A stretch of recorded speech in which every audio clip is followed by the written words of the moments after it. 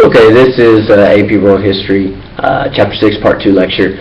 We've been talking about Mesoamerica in particular and how the mother culture of the Olmec had influenced famous cultures like the Mayans that you guys are familiar with. And we had talked about the Mayans, and we had kind of ended with them leaving their cities and letting the jungle reclaim them. There was a collapse of the long-distance trading networks that they had fostered with central Mexico and even up into modern-day South America. Southern tip of modern-day America, actually. But let's talk a little bit more about the society of the Mayans. They had a large class of priests. Religion was incredibly important to them. There was a ton of sacrifices meant to ensure that the sun kept rising every day. There was a hereditary nobility class, passed down from father to son. The merchants, there was a merchant class. They came from the ruling and nobility classes. And there were artisans, just like there were in most societies, and the large number of people were, of course, peasants and slaves who fed the rest of the haves. Remember, there are haves and have-nots. The people in society have wealth and goods, and those who really don't. A sharp social distinction between those two. The Mayans are very well known for their calendars. Now, what a lot of people don't realize, the Mayans actually had two calendars. They had the solar calendar, which is as accurate as our calendar today, although they did break up their months and days differently than we do. But they also had a religious calendar, a little bit shorter as far as the number of months involved, which we'll look into that in a little more detail in class, actually. They were fantastic astronomers. They had a well-developed system of writing that would eventually be destroyed by the Spanish. Unfortunately, when the Spanish came in, they don't want their Catholics reading Mayan religious propaganda as they saw it. They also came up with the concept of zero, which helped them in building. Obviously, they're builders of great pyramids and stuff, so they were pretty good with their math. Can't build all that stuff without having a good understanding of geometry.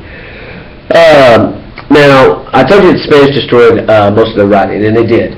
There were only about 4 works that survived. One of these works is the very famous Popol Vuh, which is it has their creation myth, and we'll look into it in a little more detail. It talks about where the Mayans believe man came from, how the gods created them, and that stuff. They had a lot of bloodletting rituals. To be quite frank, they tortured their prisoners, cut off their fingers, just parts of the fingers so the blood would run down the steps, before eventually decapitating them and sacrificing their bodies to the gods.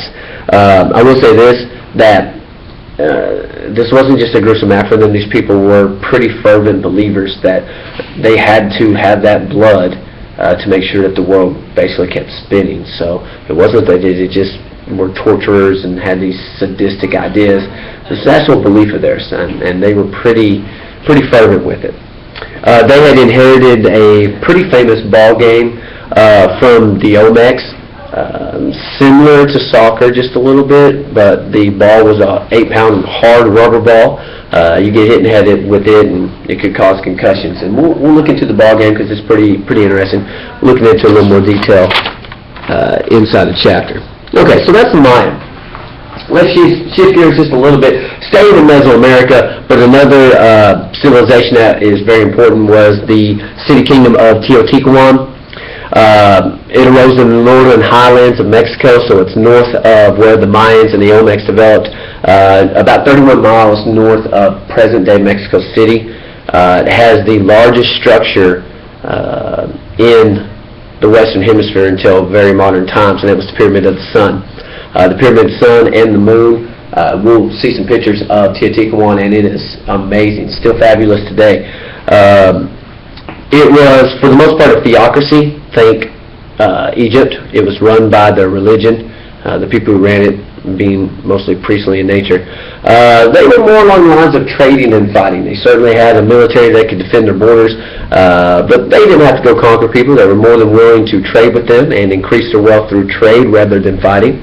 But eventually invaders would sack the city of Teotihuacan around 650 CE, so not that long ago actually in the grand scheme of things.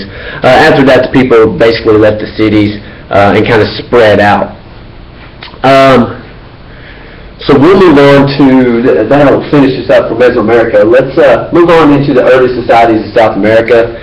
The Andean Society, named after the Andes Mountains, fantastically high and dangerous mountain chain that runs down the length of South America. So the Andean Society was a contemporary of the Mayan Society, meaning that it arose in the same time period as the Olmec and the Mayans, but they developed independently. Geographically speaking, they were isolated. You got a lot of high mountains and stuff. They didn't really communicate back and forth with each other. There wasn't a whole lot of trade going on. So for the most part, they developed independently of each other.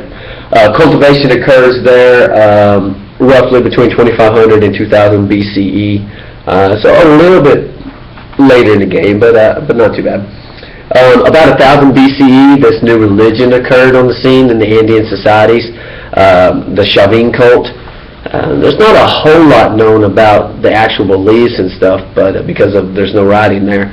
The Andean societies didn't have writing, but they left pottery and stuff, and it's very, very extensive. Lots of statues and temples dedicated to the Chavin cult, which lasted about 700 years before it seems people stopped believing in the Chavin cult.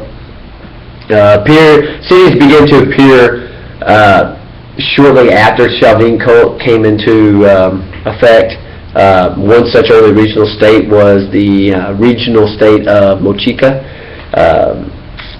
Mochica loved to use their military to spread their power and their wealth. They were based off of the Mochi River. Very complex society. Didn't have writing, of course, none of the Andean societies did. But eventually climatic changes that would occur across South America would bring about the downfall of the Mochica and other regional societies. Now eventually, later on, we'll talk about in the Andean society, the big one that you're probably at least a little familiar with is the Inca. And so we will go into more detail about them a little bit later in history.